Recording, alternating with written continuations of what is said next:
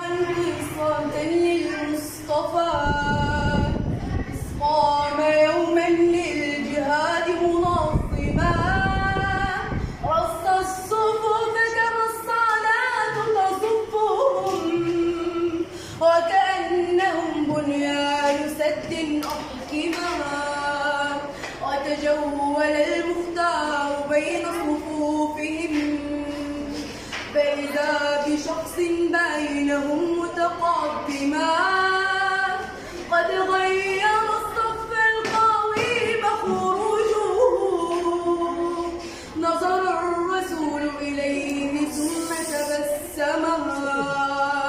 وبعود غصن للصفوف أعاده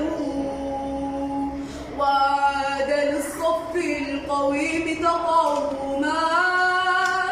قال الفتى في رقة وتمسكن أشكي إلى المختار منه تألما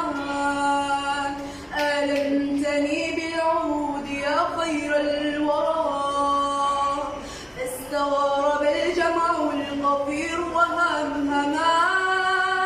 ما ظنكم ماذا أقول جوابه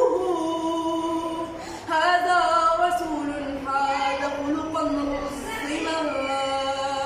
فتأملوا في قائد ومجند قد أظهر